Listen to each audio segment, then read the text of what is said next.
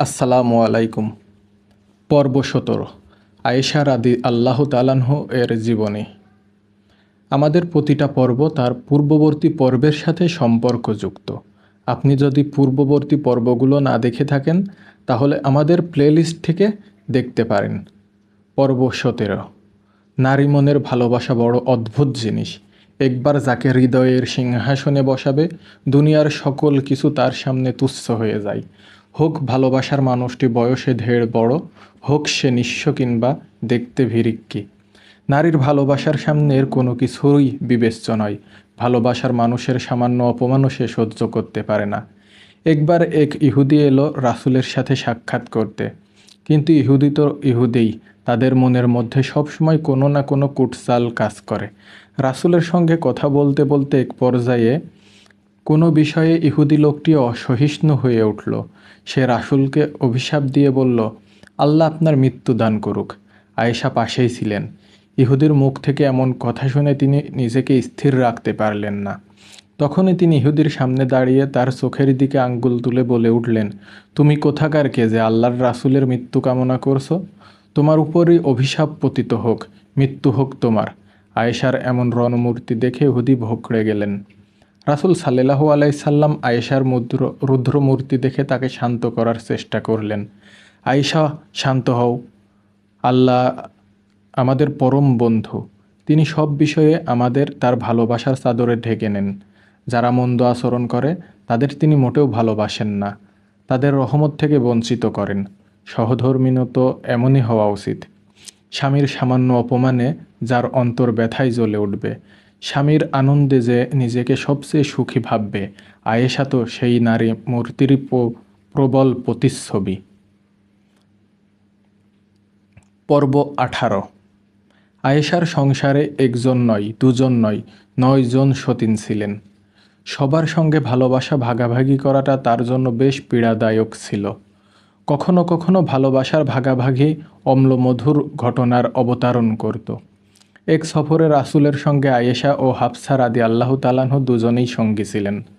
দূরের সফর, দিনভর কাফেলা চলতে লাগল। সন্ধ্যার কিছুক্ষণ পর রাসূল যাত্রা বিরতি করলেন। হাফসা ও আয়েশা দুজন আলাদা আলাদা উঠেছিলেন। কাফেলা থামতেই দুজন যার যার হাওলা থেকে নেমে এক জায়গায় বসে গল্পগুজব করতে লাগলেন। রাসূল তখন আশেপাশে ছিলেন না।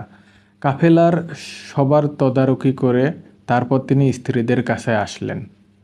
গল্প করতে করতে হাফসার মাথায় একটা দুষ্টু বুদ্ধি খেলে গেল। তিনি দুষ্টুমির ছলে আয়েশাকে বললেন, চলুন আমরা আমাদের নিজেদের উট বদলা বদলি করি। আমি আপনার হাওদায় চড়ে বসে থাকি আর আপনি আমার হাওদায় চড়ে বসে থাকুন, দেখি রাসূল এসে কি করেন। বুদ্ধিটা আয়েশার পছন্দ হলো। যদিও তিনি বিশ্বাসী ছিলেন রাসূল প্রথমে তার কাছেই আসবেন, তবু খানিকটা খুনসুটি তো করা যাবে। আর হাফসাও জানতেন প্রথম রাতটি রাসূল অবশ্যই আয়েশার সঙ্গে কাটাবেন। তিনিও রাসূলের সঙ্গে একটু হাস্যরসের সুযোগ পাবেন। আয়েশা ও হাফসা দুজন নিজেদের হাওদা অদল বদল করে একে অপরের হাওদায় গিয়ে বসে রইলেন। আয়েশার বুক দূর দূর করে কাঁপছে। রাসূল তাকে চিনতে পারবেন তো? মনের মধ্যে দুশ্চিন্তার ঝড় শুরু হয়ে গেছে। রাসূল যদি তাকে না চিনে সত্যি সত্যি আজকের রাতটি হাফসার সঙ্গে কাটিয়ে দেন, আজকের রাতটি কি তবে তার বিফলেই যাবে? তার ভীষণ কান্না পেল। একটু পর রাসূল সাল্লাল্লাহু আলাইহি সাল্লাম স্ত্রীদের উটের দিকে এগিয়ে এলেন। রাসূলকে আসতে দেখে আয়েশার হৃদয় স্পন্দন যেন থেমে যাওয়ার জোগাড়। কিন্তু রাসূল তো তার স্ত্রীদের খুনসুটির ব্যাপারে জানেন না। তিনি সরাসরি আয়েশার হাওদার দিকে এগিয়ে গেলেন। হাওদার পর্দা সরিয়ে ভেতরে তাকাতেই দেখেন সেখানে হাফসা বসে আছেন। ভেতরে ঢুকে হাফসাকে দেখে তিনি সালাম দিয়ে সেখানেই বসে পড়লেন। এদিকে আয়েশার মনের অবস্থা ততক্ষণে জলীয় বাষ্পের মতো ফুটতে শুরু করেছে। রাসূলের বিরহ তিনি আর সইতে পারছিলেন না। এ যেন নিজের পায়ে নিজে কোড়াল মারার মতো অবস্থা। তিনি হাফসাকেও কিছু বলতে পারছেন না, আবার রাসূলকেও কিছু বলতে পারছেন না। অগত্যা কাঁদতে কাঁদতে হাওদা থেকে বাইরে বের হয়ে ঘাসের ওপর পা ছড়িয়ে বসে পড়লেন।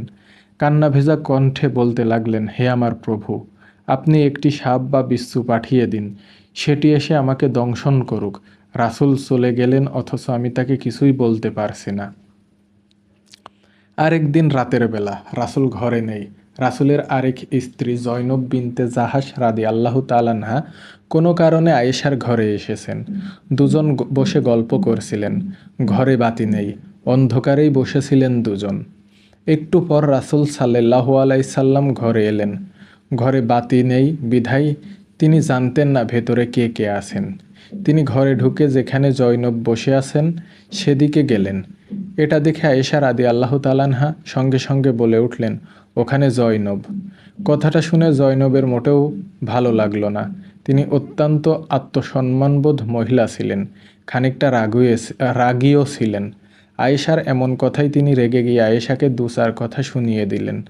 জয়নবের কথার পিঠে আয়েশাও প্রত্যুত্তর দিলেন।